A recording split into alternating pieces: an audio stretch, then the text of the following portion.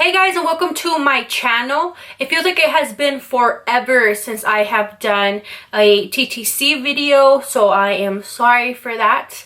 Now in today's video, I do want to talk about sperm banks. So as you guys know, I am using a sperm donor, and the sperm bank that I am using is the Fertility Center of California. Many of you guys are probably wondering how to go about and choose a sperm bank.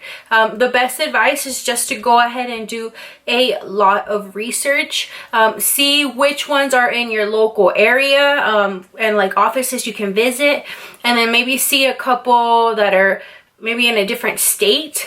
Now, the reason that I chose my sperm bank, which is the Fertility Center of California, is because one, it was recommended to us by our clinic. So definitely ask your clinic and see if they work with certain type of sperm banks or if they recommend any. That was the one that was recommended towards us.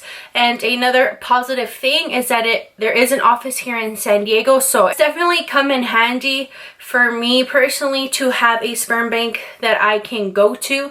Reason being, because if you guys saw that on my last try, my third IUI, when I went in for my mid-cycle check, I was told that the next day I was going to be doing the IUI. So at this point, I still hadn't filled out my paperwork for this sperm donor that I was going to be doing. So right after the appointment, I had to go to the office and then fill out the paperwork for a pickup and everything.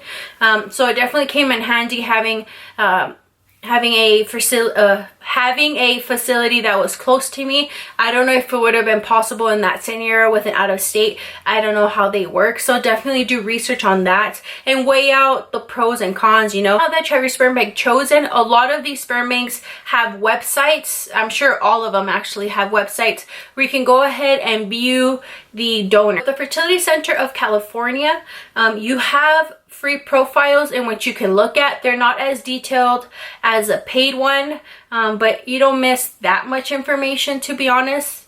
And you get to see general characteristics of them, their family traits, brothers, sisters, what have they died of, if they've died. So there's a vast information. Now with the Fertility Center of California, you do have the option where you pay $100, you get 30 days to view the profiles, the full profiles. Now if you do the paid profiles, make sure to save them. You can definitely save the files to your desktop, because obviously once the 30 days are over, you can't view them through the website anymore. So you can have the hard copies of the profiles to look back if you ever decide to choose a new donor. So definitely do that.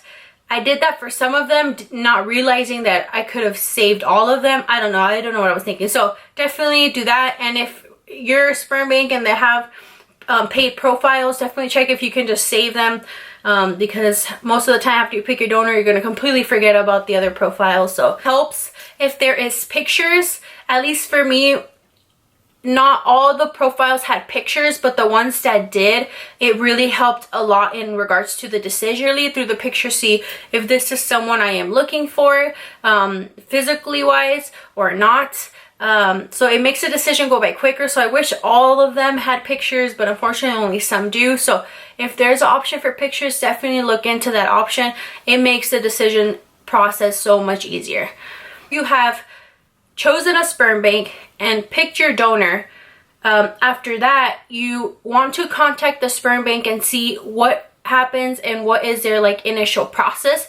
In my experience with my sperm bank, I just called in. I got sent over like initial paperwork that you fill out, like your name, your husband's name, just general information that they can keep on file. Now when I was ready to do the IUI and I already had the date, I went ahead and called back my sperm bank. They sent me more paperwork in which I was just going to put the donor that I wanted, the donor code that I was going to be using, and then like their tank policies, just, you know, paperwork. I just gave that to them. And then when it was time for me to pick up the sperm, I would just go to the location, pay right there. Prices vary. In my scenario with my sperm bank, you get two different options. When you're doing the IUI, you can either buy standard sperm or premium sperm. With the standard sperm, you get guaranteed between 10 to 15 million sperm, versus the premium, you get between 15 and above guaranteed sperm. Now the prices, if I'm not mistaken, because I feel like it's been forever, the premium one was like $650, and the standard one was like about $520. Like it was, I knew it was like only like $100 difference, or a little bit of over $100. We went with the premium just because we kind of want to give us the advantage, but that's completely up to you. You never know, at least with me, I never know how many sperm exactly I got until after the fact, until I go to the clinic, and then they're right before we're gonna do the IUI, they'll let me know, oh, the count of the sperm was 14 million and things of that nature. So you never know what you're gonna get until afterwards.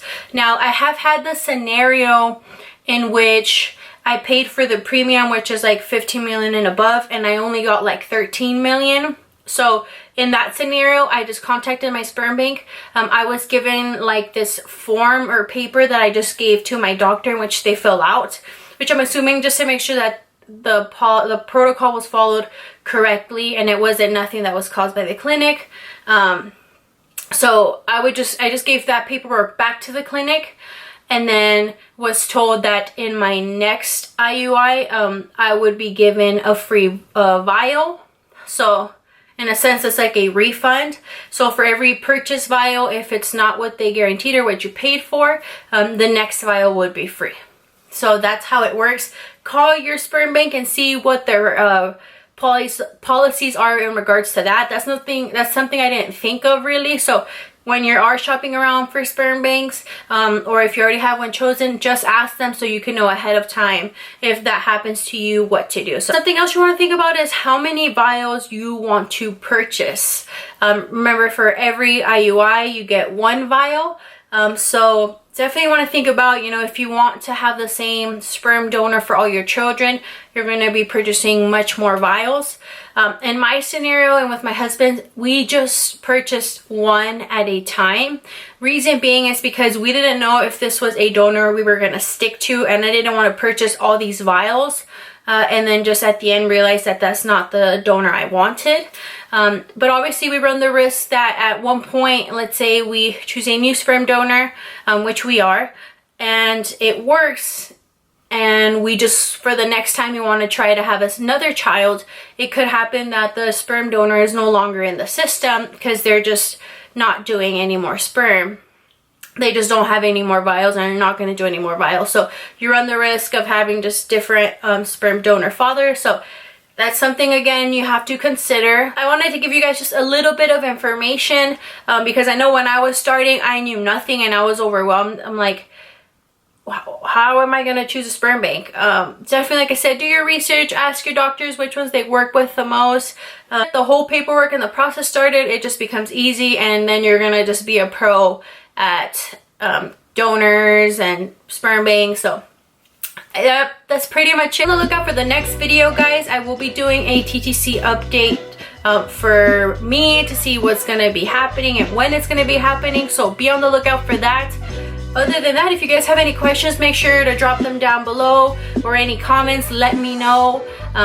Thank you guys so much for watching. I love you guys, and you guys already know y'all the real MVP.